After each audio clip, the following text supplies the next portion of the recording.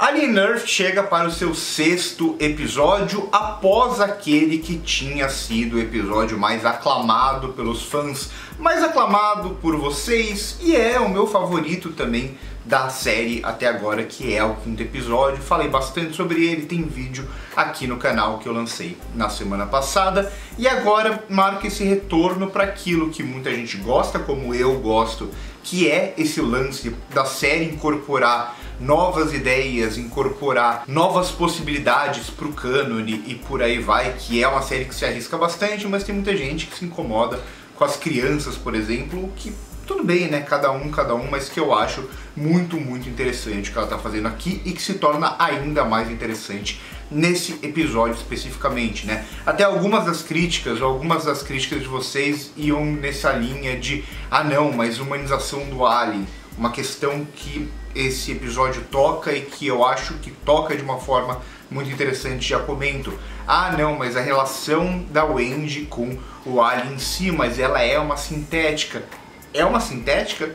Não, e não é, isso já tá explicado desde a primeira frase lá da temporada, né? Essa relação, inclusive, da consciência dela como pessoa e do corpo que ela veste, não só ela, as outras crianças. Um tema muito forte na temporada como um todo, mas também muito forte nesse episódio aqui, mais forte ainda nesse episódio aqui. Além disso, outros conflitos interessantes, né? O Boy Cavalier aqui, ele demanda muito por ter poder, ele tira sarro disso, ele se coloca em uma posição poderosa. A gente vai passar, inclusive, por uma das cenas que ele faz isso em relação a Yutani, mas ele não percebe que talvez ele não tenha todo esse poder, e aí entram personagens muito interessantes, que é o sintético interpretado pelo Timothy Olyphant, que é pra mim um dos melhores personagens da série, assim como um dos grandes personagens da série é o Morrow. A gente falou no episódio passado, né, que a gente começa a ver o Morrow por outra perspectiva, né, não tanto de um vilão, mas de um possível até herói em algum lugar. Mas não é exatamente um herói também, como a gente vê nesse episódio aqui, ele tá manipulando e chantageando a mente de uma criança para atingir os seus objetivos. Ah, mas o Boy Cavalier é um personagem mais detestável, é talvez o grande vilão da série, ou uma versão de um vilão aqui, porque é muito difícil determinar quem é vilão e quem é mocinho, mas ainda assim ele está se utilizando de uma criança para conseguir os seus objetivos. Então muitas coisas acontecendo nesse episódio, mas todas elas se conversando de alguma forma, até que ao final do episódio a gente vê uma relação com o episódio anterior. Então eu falava muito que o 5º episódio era esse retorno ao passado para demonstrar o conflito por uma outra perspectiva. Então um retorno ao passado, mas também a demonstração da possibilidade de um conflito. Essa possibilidade de um conflito agora, ela se instala no hoje, entre aspas, da série. Não mais um flashback, mas agora no que vem acontecer a seguir, que acontece no final do episódio e que deve acontecer no próximo episódio, né? Essa tentativa de instaurar mesmo o caos, de soltar essas criaturas por meio do Morrow, com, claro, o suporte da Yutani, com a influência deles, mas não só eles ali, né? Então vai ter um pouco também de erro, digamos assim, a partir do momento que aquele garoto especificamente, eles vão provavelmente fazer isso, né? Eles têm essas crianças que têm conflitos mais interessantes, que eles vão se utilizar mais, e tem as crianças que ficam de lado mesmo porque elas são menos importantes, pelo menos até o momento. E uma delas é meio que pode voltar, pode não voltar, mas ela meio que é descartada, digamos, nesse momento da série, o que eu acho bom. Eu acho que é importante você focar no que realmente interessa. Então vamos passar pelo episódio, por algumas cenas para debater um pouco isso. Quero falar também um pouco em questão de encenação mesmo, como eles vão trabalhar alguns desses elementos muito interessantes. Então acho que a abertura já é muito boa, quando a gente tem aquela narração em off, que depois a gente vai ver que é do Cavalier falando, e aí ele tá falando muito sobre essa questão da criança, do amadurecimento, mas é muito contrastante o que ele está narrando, como ele está narrando, que ele narra de uma forma até um pouco macabra, e o que a gente está vendo em cena, né, como aqueles cenários vão sendo passados um atrás do outro, de uma forma um tanto assustadora, com alguns travelings, por exemplo, mostrando aquelas criaturas ou sugerindo aquelas criaturas, né? Então esse conflito da série que é muito interessante, e isso já está intrínseco aqui nessa abertura do episódio. As aberturas, inclusive, quando mostra o título da série a cada episódio eu acho muito legal o que eles fazem, a diferença tem, inclusive, entre um episódio e o episódio seguinte. Em seguida, a gente vai ver mais uma vez a Wendy, e isso vai retornar no episódio, se fascinando com aquelas criaturas, buscando algum tipo de conexão, o quanto ela está se comunicando, o quanto ela está sendo usada por aquilo, o quanto a Wendy pode ser também uma ameaça. Muita gente fala sobre a humanização dos aliens aqui como um grande problema.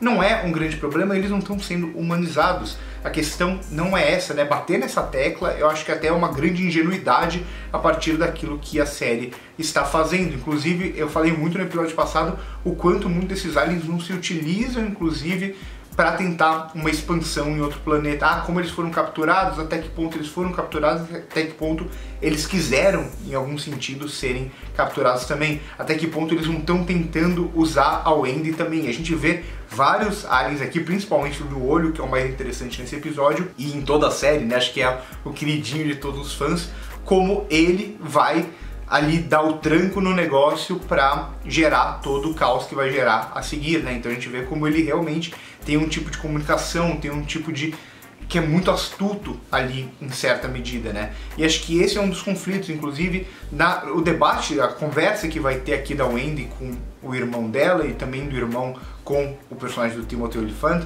são muito bons, né? O que é a Wendy exatamente? Acho que essa é uma das discussões da série, não só ela, mas as outras crianças também, mas ela por ser a mais inteligente, a mais forte, a mais tudo, o quanto ela ainda é aquela criança, ela ainda é a irmã dele, ela tem um potencial que merece ser explorado para além de apenas uma família. Aí já entra um lado até meio corporativista, nesse sentido, um lado mais pensando na relação do dinheiro e tudo mais. Ela tem um potencial, então ela não pode ser reduzida apenas à sua irmã. Então vários conflitos vão gerando em torno da personagem, inclusive dela com ela mesma. A partir do momento que ela se conecta e conversa com os aliens, a gente começa a perceber outra perspectiva. Não, aqueles bichos eles não deixam de serem máquinas de matar, mas o ser humano também não deixa de ser uma máquina de matar. E aí vem o irmão falar, ah não, mas a gente é inteligente, a gente constrói sociedade.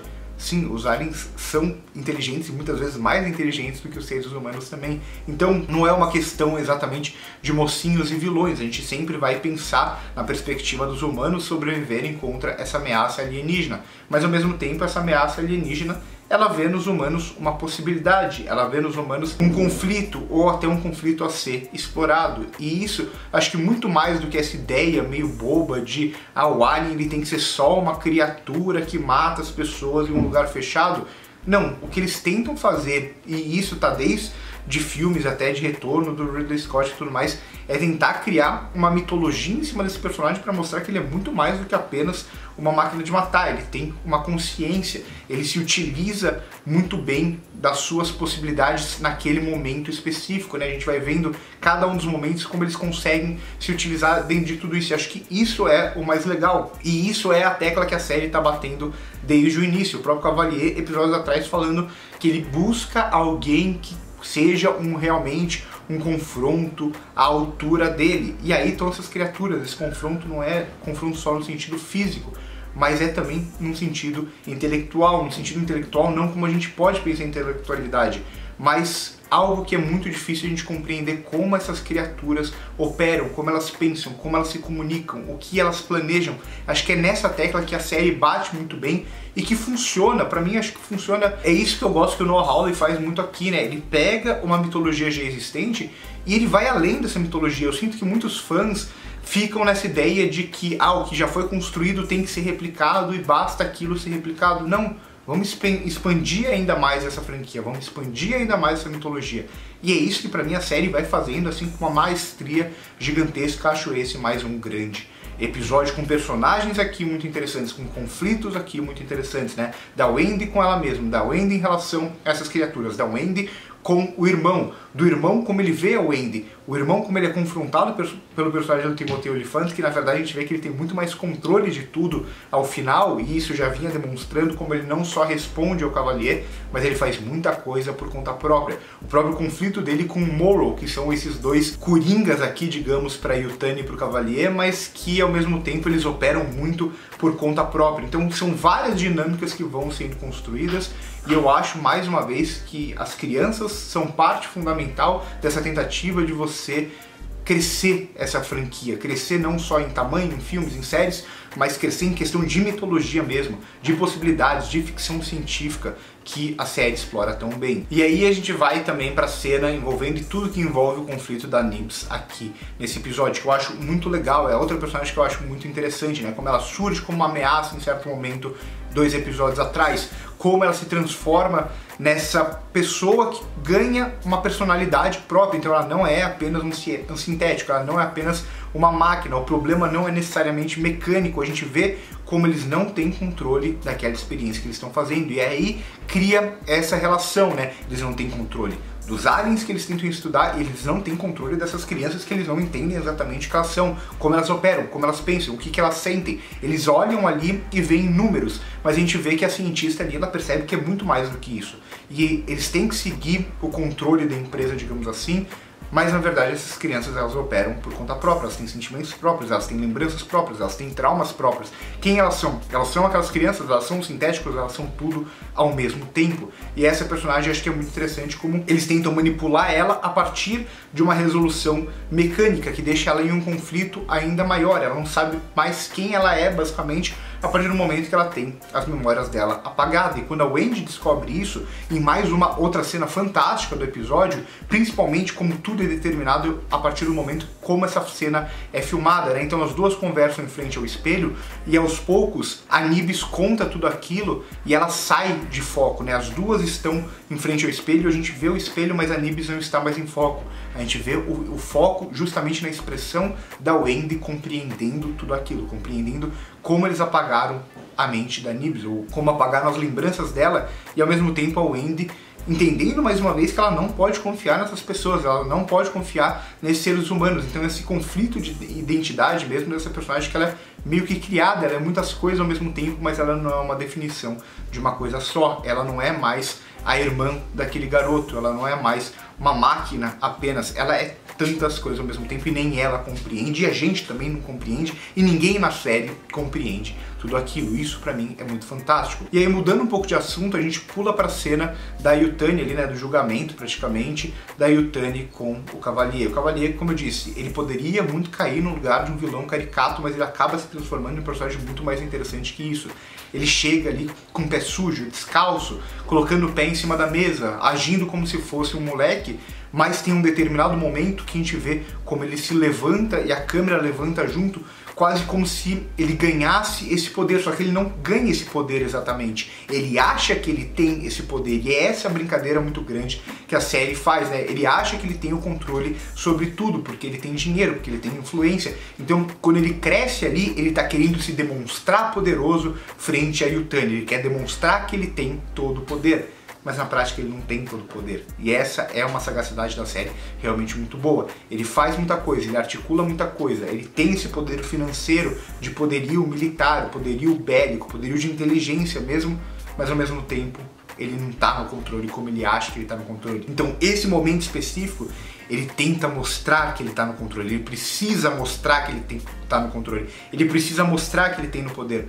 Mas quem tenta demonstrar, ou quem precisa demonstrar que está no controle e que tem todo esse poder, bom, não tem tanto poder assim. E aí, ao final, a gente tem esse caos começando a ser instaurado, né? Começando a acontecer as mortes, acontecer o que a gente espera, que é justamente esses bichos serem soltos naquela ilha, aquela ilha que nem quem trabalha ali compreende direito onde eles estão. E mais uma vez, a gente vê o personagem do Timothy Olyphant vendo tudo aquilo, compreendendo tudo aquilo e não relatando tudo aquilo. Qual é o real interesse desse personagem também, né? Isso é muito legal, que ele é um sintético, mas ele meio que age bastante, parece que por conta própria.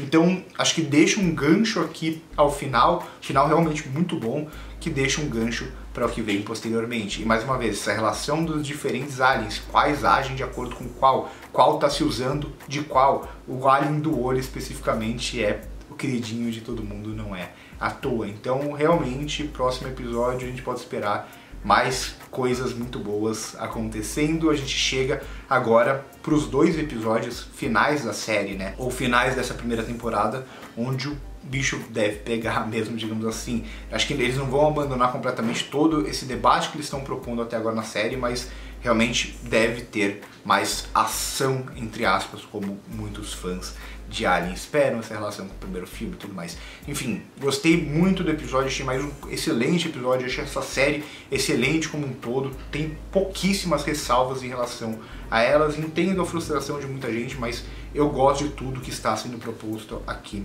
pelo Noah Hawley, das crianças aos debates, a relação dos... enfim, tudo que eu venho debatendo aqui com vocês semanalmente. Por hoje é isso, curte o vídeo se gostou, se inscreve no canal se não é inscrito, passa no primeiro comentário fixado para ver as minhas outras redes sociais. Por hoje é isso e corta.